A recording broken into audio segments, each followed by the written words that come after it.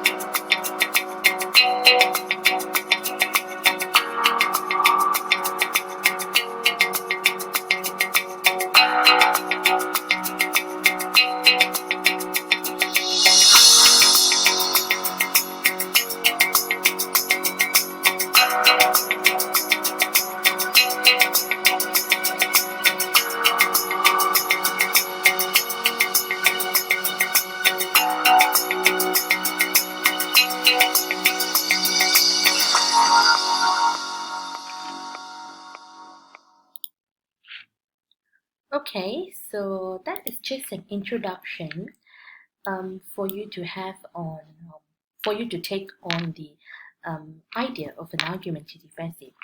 Of course, there are specific set of rules in terms of writing essays, right? The usual one, you have the introduction, the body, and the conclusion part. But the only difference is that in an argumentative essay, you would actually debate, I would say, in terms of trying to convince the authors into accepting your point of stand. Okay, so let's look at what is needed when we are actually writing an argumentative essay. Okay, so there are three types of argumentative essay, or we call that argument essay. So the first one is the classical approach, where you have the introduction, you have the thesis statement, where your thesis statement will actually emphasize what is your stand, whether you agree or disagree to the statement, followed by your arguments. Okay, that means your point of stand, as well as refutation. Refutation would be the claims from the other side, and you try to refute them. And finally, you end with a conclusion. And then you have another style which is called the Rogerian Approach, where this one, the author will recognize and be sympathetic to both sides of the argument, although she favors only one. Okay. And the last one is the Tolman approach, where you try to find a common ground within an argument, and then you eliminate superfluous argument. That means arguments that are not leading. That means they don't carry that much of weightage. Okay, so how do we write our argumentative essay? Of course, the common ones. I'm sorry about the first one. Yeah, communication. There is an issue here. Okay, so of course the first one is to choose your topic. Okay, you have to choose your topic. So even though there may be plenty of topics available for you, but you got to choose the topic that you already know, as well as something that you have opinion on. So let's say you have a list of topics like, for instance, families should be caretakers of elderly relatives rather than have them in nursing home. So this is a common topic, and you may have a little bit of background knowledge on that particular topic. So choose something that you are familiar of and you are able to explain further. The second part would be to research on this topic and always to look for material and credible sources which would be evidence in your piece of essay. And thirdly, always have an outline first. That means do like a mind map, okay, where you would be able to relate one idea to another and see how they are interconnected. And that would actually be a good draft for you when you're going to write later on. Okay, so writing the outline, as I said, the draft, okay? First of all, you need the introduction, and then you need the thesis, okay? You have the supporting paragraph 1, supporting paragraph 2, which will actually relate back to our thesis again. And then you have the counter arguments, that means the argument from the other side, but you try to refute them. And then finally, you have the conclusion. So this is a very basic way of writing the essay, okay? So here you go. So what is an introduction? You provide some sort of background information on the topic so that the readers know what we're going to talk about. That means definition, okay? And you also try to address some of the questions that is present in your mind. For instance, why is this topic significant? How does it affect you? And what can be done about it? Okay, so in your introduction, you should also incorporate your thesis statement where you actually exert which side are you in the topic. For example, your thesis statement could be the best way to reverse this trend is to implement stricter gun control legislation. You're talking about gun rule here, okay? And then you go to your body paragraph where you have the supporting paragraph 1. So you need to have your main argument to support your thesis statement. For example, stricter gun laws will reduce access to firearms. You could cite the people as well as the courses to actually justify your main argument. Okay, and of course you have to provide. We call that as evidence. All right. You also need evidence as well as you can have opposing views, and then followed by refutation, and or merely just focus on evidences. And then your supporting paragraph 2, you can present a second argument to support your thesis.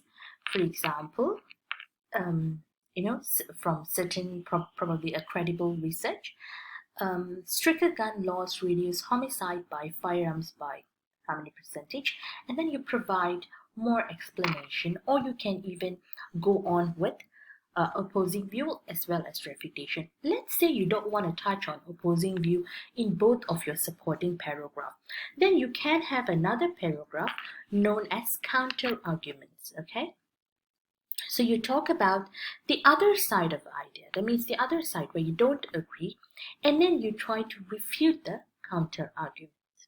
Okay, for example, present the counter argument. In this case, it could be that limiting gun access could strip innocent people of their right to defend themselves against violent criminals who could still obtain guns through illegal ways. So you should refute these counter arguments by introducing stricter laws that specifically limit the sale of guns to criminals and those with mental illness. The number of guns related to homicides would be reduced. So you try to see from the other side of the table, and you talk about how it actually affects the case that you're trying to present, and then you follow it, or you try to provide a refutation or a counterattack to state why your idea is much more valid or reliable in this piece of writing. And finally, when we talk about conclusion, you have to summarize the main points in the body essay and suggest next steps. Further research or possible legislation that could support your thesis, okay? That means provide more evidence or provide any sort of sightings that you may have taken from your reading or from an internet source that's credible. You may include that as a way of justifying your idea, okay? So that would be it for us to pick on argumentative essay, I would show to you a sample essay. Of course, there is one sample essay in your book, in your EP4 book. I'm not sure which page is it, but I think it's probably in Unit 5, okay? Unit 5 or Unit 4, either one of the unit, you would come across a sample on argumentative essay as well as the steps of writing an argumentative essay. But I'm going to show you a sample that I took from one of the book. So this one is on, hang on, can you see? Okay, so it's on this one. Okay, can you see? Right. It's on, do money and possession necessarily bring happiness? Okay, it's you can read through this.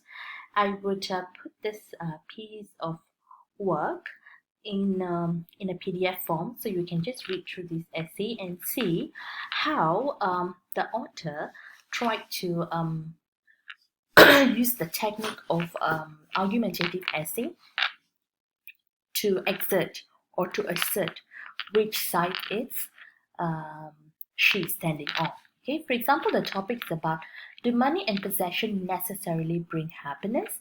It's common for everyone to strive to get as much as money as possible, as this would imply that money is the principal factor in bringing along a happy life.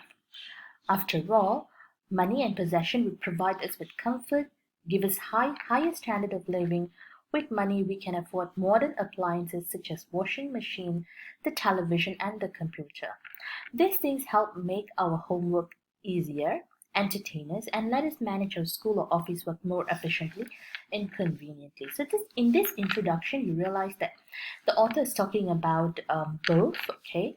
The author is merely talking about money and possession and explaining to us how it is actually beneficial. But of course, she has not specified which side she is taking on. Okay, so she goes on further.